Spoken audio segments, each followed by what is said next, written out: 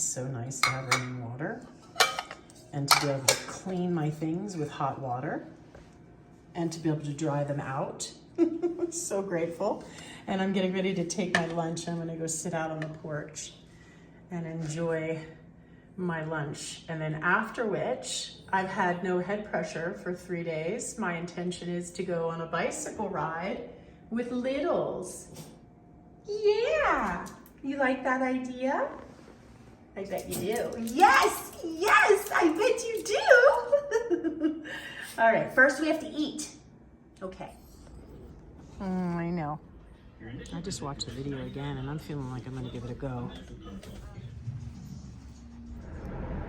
I got a little sidetracked and stopped at the Foothills Antique Store, and I found this old vintage lawn chair, and then I also found 2 tables for the sitting area. Milo's coming next week and I don't have another chair for him, so we now have 2 chairs. I was cruising down the street, saw this, and then noticed that there's a whole lot of antique stores here. It's like an entire row. So, wow. What a beauty. Yeah? I can open the door, he says. Wow. It's a 1959 four-wheel drive. It's the first year that Ford made the four-wheel drive. Factory four-wheel drive. Everybody knows I have a thing for cars. No, I decided just because there's so many antiques stores in a row, I'll just come in here and scope it out. I don't need any more chairs, but I need a little table for the projector.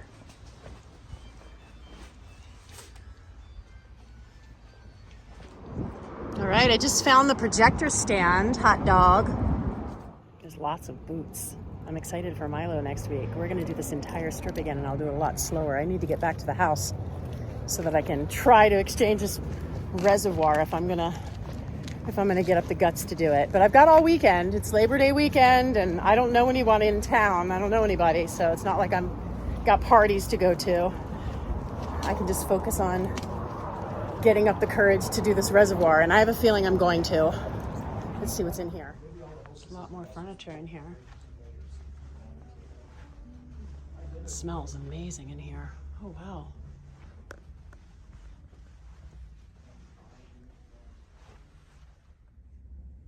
Wow. She's got quite a collection here.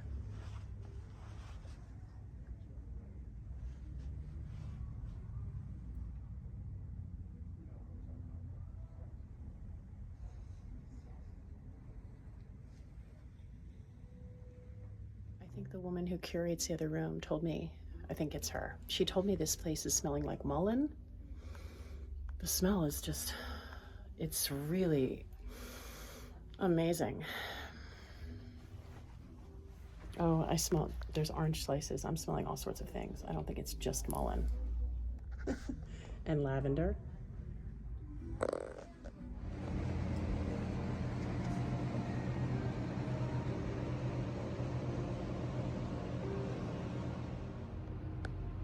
This place has a tiny bit of a creepy vibe. It's a buffalo. Wow.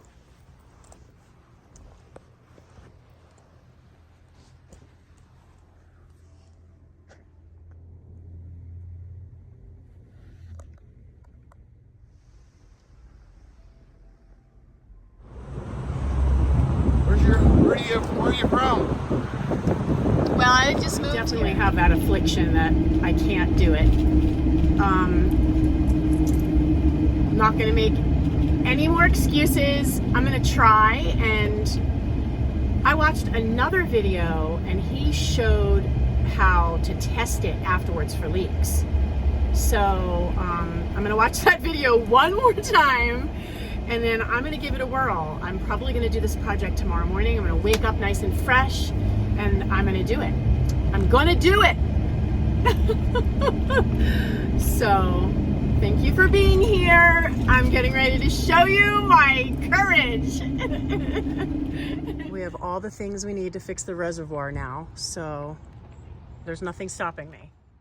Ram ProMaster 3500, changing the reservoir because they all crack. This is what you're gonna need. You're gonna need part number 603832. You're gonna need some kind of bucket to put underneath here for the spill that you're going to receive. There's gonna be a little bit coming out of here. You need 3 hose clamps, 2 1/2-inch, 1 1-inch. You need a socket wrench, socket wrench 14 millimeter. You need some, you need some kind of pliers to ease this off without damaging it. Also, these clamps are a one-time use, so you need to get 3 hose clamps, 2 small, 1 large, and you can investigate the size. Please forgive me, I'm forgetting what size this was, but visually, when you undo this and turn it upside down, you're gonna see the hose clamp size, but there you are. And I guess that's it. We're ready to rock and roll.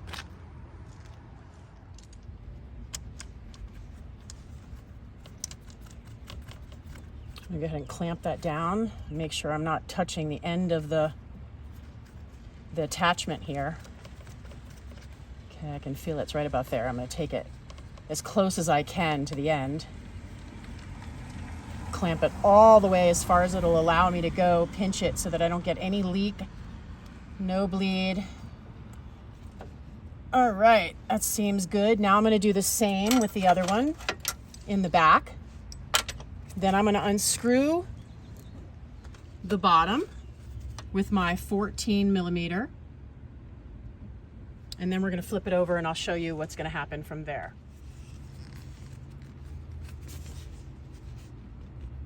Doing the same to the back hose. Make sure that's nice and pushed into the back.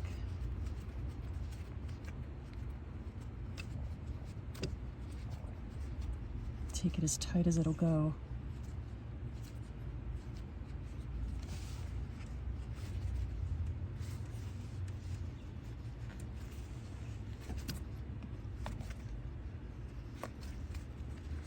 Okay, let's make sure that one's real tight. Yep, I feel like those two are good. All right, now we're almost ready to flip it over.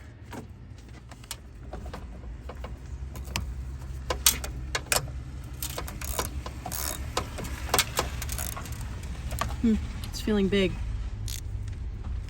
I'm not certain this is the right one. I'm gonna check 13. It's a 13 millimeter, not a 14. My apologies.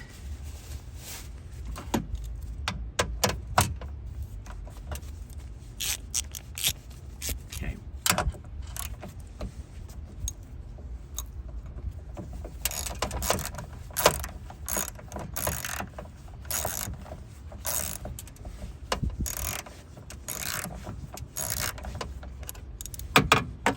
Okay, you're going to take your last clamp, tilt the reservoir over to the side,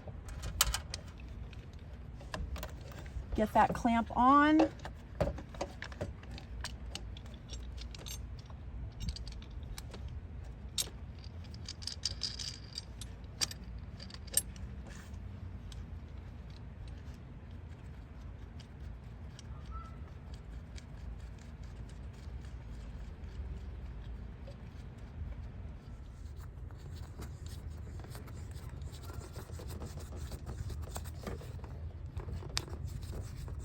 next steps are we are going to take these hose stoppers from the new reservoir, so those black stoppers, we're going to remove those.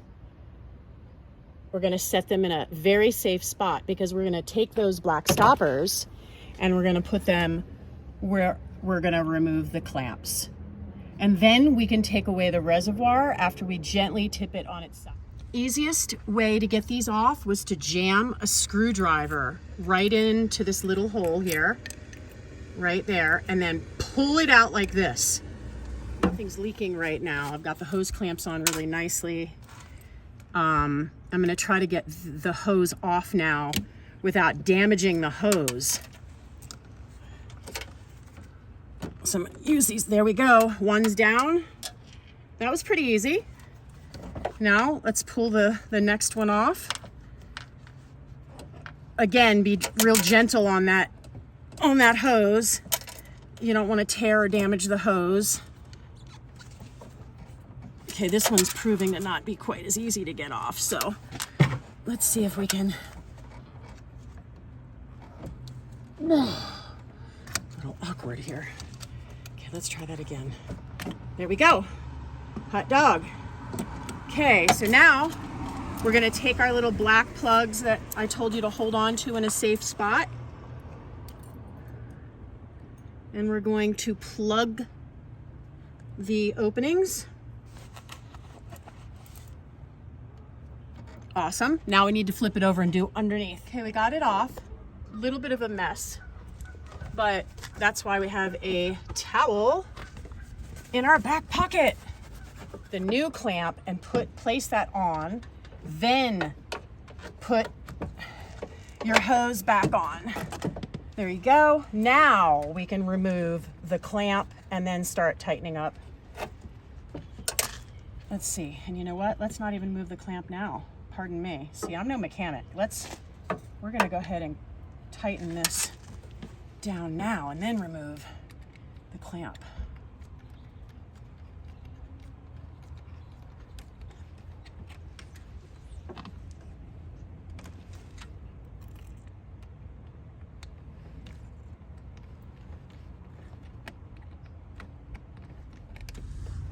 Okay, now we've got the clamp attached and we're going to put, there we go, put the reservoir back in its holding place. It's nice and securely in. Now we're going to grab our bolt that is, let me see, forgive me, my memory, which is 13 millimeter, not 14. And we're going to get that baby back in. Be really careful to not drop the bolt. There we go. Here, I need to move the phone. Pardon me, y'all. Okay, I might be here. Testing out the pressure at that point. And I just had a female pastor. There we go, we're nice and tight. A female pastor just walked by from California. We just got a little bit chatty, but I wanted to get back to what I'm doing, so I might have been a tiny bit rude. She was nice. She's going on a stroll and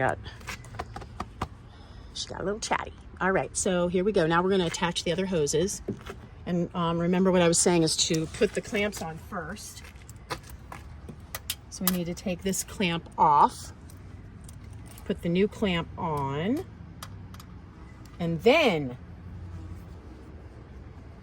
you can put your hose into the reservoir. Awesome. Now let's do the other one. I'm going to tighten these clamps as tight as they'll go. There'll be a stopping point where they won't go any tighter. Now we're going to do the same with this side. Tighten this clamp as tight as it'll go without really pushing it.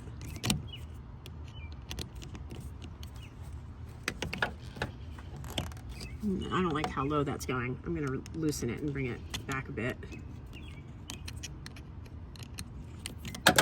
Oopsies. There we go. Let's get that back. There we go. Yeah. I like that better.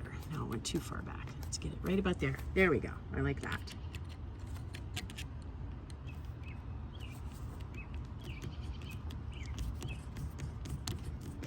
Holding the bottom to secure the hose because it keeps shifting, the clamp keeps shifting. Feels good. It's still on the hose connection, but it's like the end is about right there. So I have that much space. Got a funnel, and now we're going to refill the fluid. This has not been contaminated, so we're taking the old reservoir and we're just reusing that coolant. This hasn't been contaminated, so there's nothing wrong with doing that. I don't think I mentioned too, I put the old reservoir in there and it helped it stay upright. So when I was switching things, that's where it sat. Now we need to top it off. I'm gonna go get some coolant that I have in the back and we'll top that off. And just get to where it says max.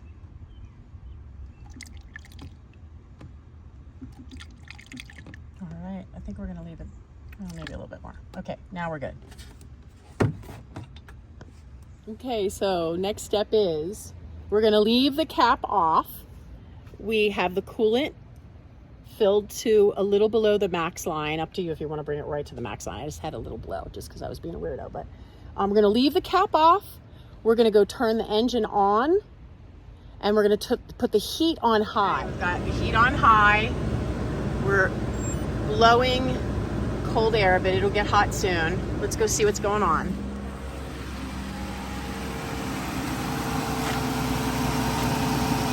Nothing's leaking. It's looking good. Let's see what's going on here. All right, we're gonna give it a couple of good rev ups to get the air out of the line. Once the heat becomes warm and the temperature gauge gets up to the medium, you know we're ready and everything's good. You know, check the engine for leaks, we're good to go. All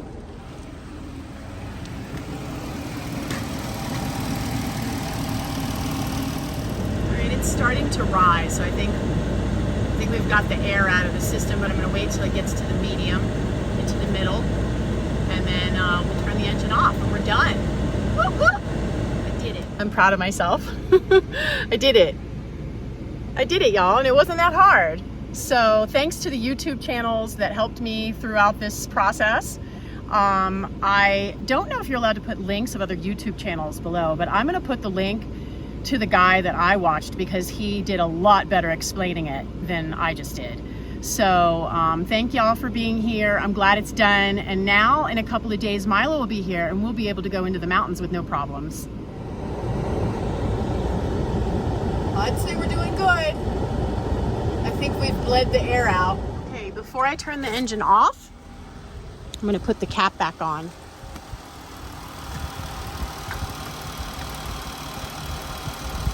That'll seal in the pressure. And then I can turn the engine off. And we can take it for a spin, make sure we're not overheating. I'm all done.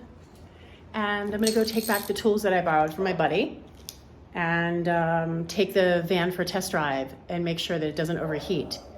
And then I'm gonna call it a day and say we did it.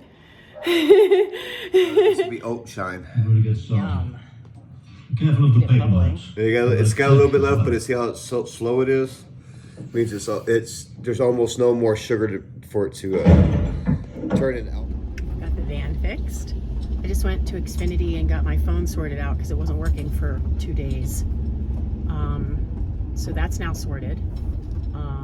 It's going to be a kind of odd thing to pack and get ready for a hike in the apartment because I'm used to like playing Tetris in the van and doing my checklist. It's like my flow is now so different and I love it.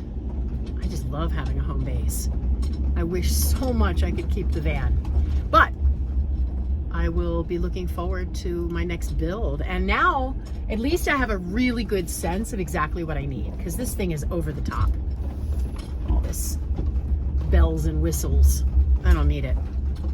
Anyway, so we're ready to go into the woods now. I'm gonna go back into the house, get myself prepared. It's only like 11, 12, it is 12. I need to have lunch and stuff. But yeah, we're gonna go on an afternoon hike. I'm excited to show you around finally. I'm excited to show you why I actually moved here.